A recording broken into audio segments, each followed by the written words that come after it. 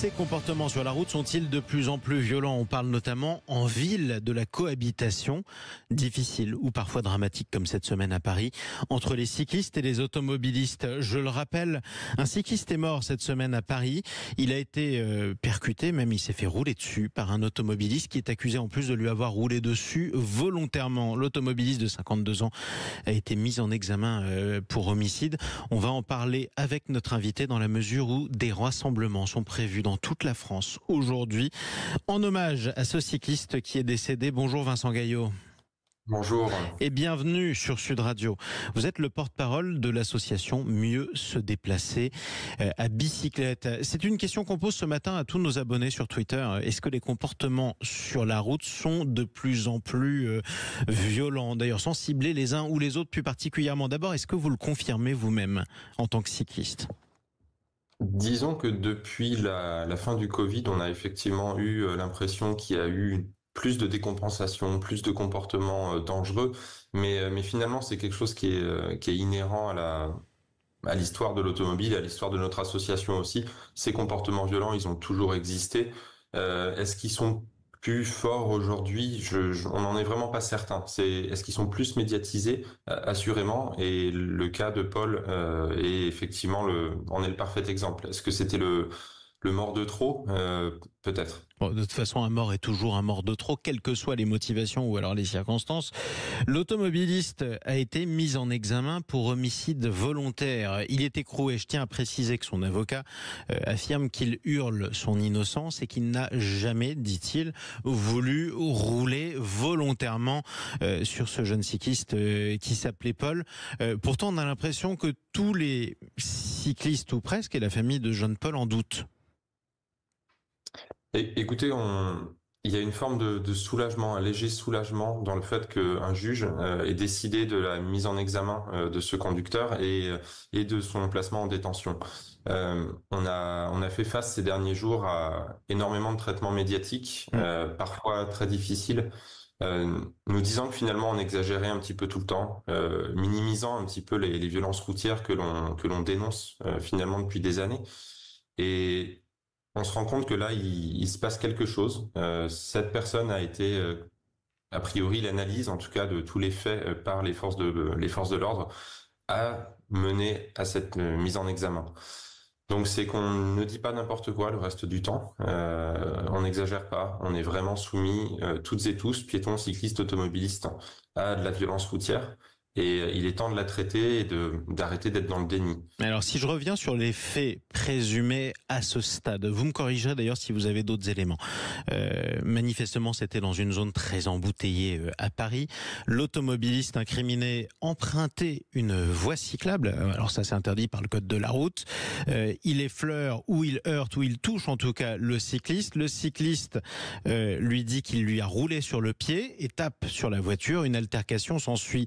Ensuite, c'est très difficile à ce stade de savoir précisément ce qui a pu se passer. Toujours est-il que les témoins disent l'automobiliste reprend la route et lui roule volontairement. C'est ce que disent plusieurs témoins qui ont perçu le caractère volontaire de l'embardé. Et clairement, après, ça se termine très mal. Le cycliste ne sera jamais ranimé.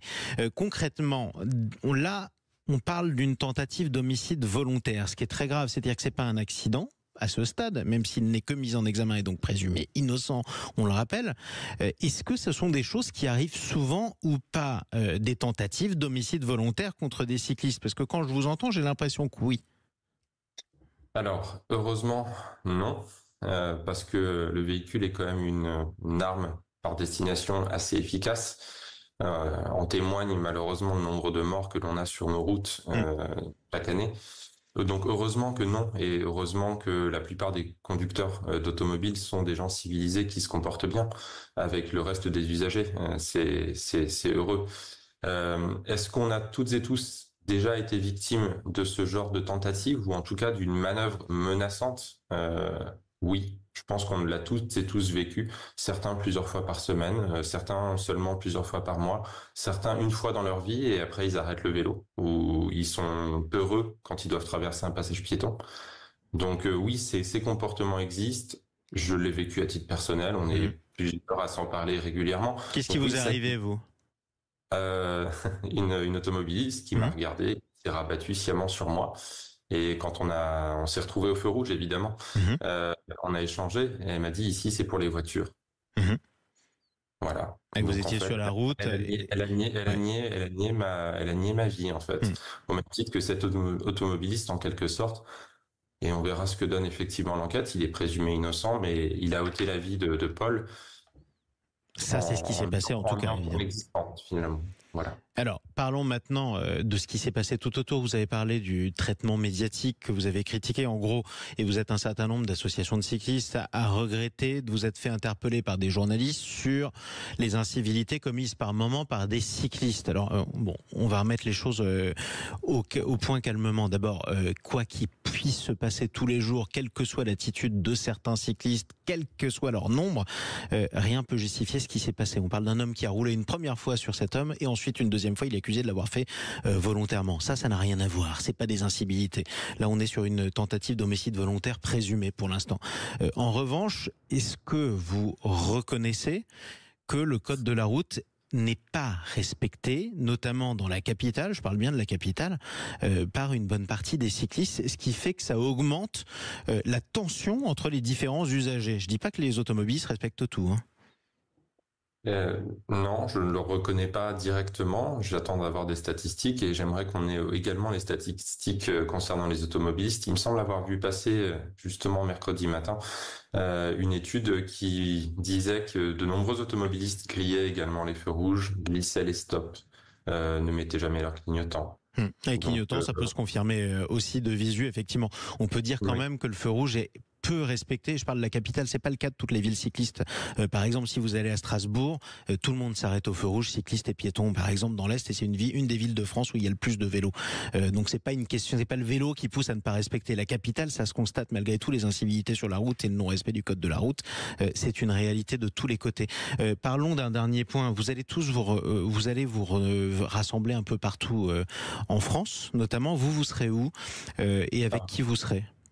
On est effectivement plus de 230 rassemblements référencés à l'instant où je vous parle. Personnellement, je serai à Nogent-sur-Marne, Mhm. qui est la ville voisine de la mienne, et dans laquelle on a souhaité se rassembler avec plusieurs antennes de l'association pour ne pas toutes et tous être à Paris, mais effectivement montrer que le problème de violence routière, il est présent dans toutes les villes. Il est présent à Nogent-sur-Marne, il est présent à Tours, il est présent à Rennes, il est présent dans énormément de villes. Et donc c'était important, et c'était le sens de l'appel de la FUB d'ailleurs à ce moment de rassemblement, de se montrer dans toutes les villes de France. Eh ben, en tout cas, vous y serez. D'ailleurs, on peut le préciser. Il y a aussi des drames qui touchent les cyclistes aussi sur les routes de campagne, notamment parce que la différence de vitesse entre une automobile et un vélo est encore plus forte quand la limitation de vitesse est à 80 ou à 90 km/h. Et ça, c'est aussi, malheureusement, ça arrive assez souvent. Merci d'avoir pris la parole ce matin sur Sud Radio. Merci à vous. Vincent Gaillot, on sera amené à se reparler probablement parce que le sujet de la cohabitation sur la route, c'est un vrai sujet. Et parfois, il est dramatique comme ici. Vous êtes le porte-parole de l'association Mieux se déplacer à bicyclette et vous serez donc de votre côté à Nogent-sur-Marne pour un rassemblement aujourd'hui.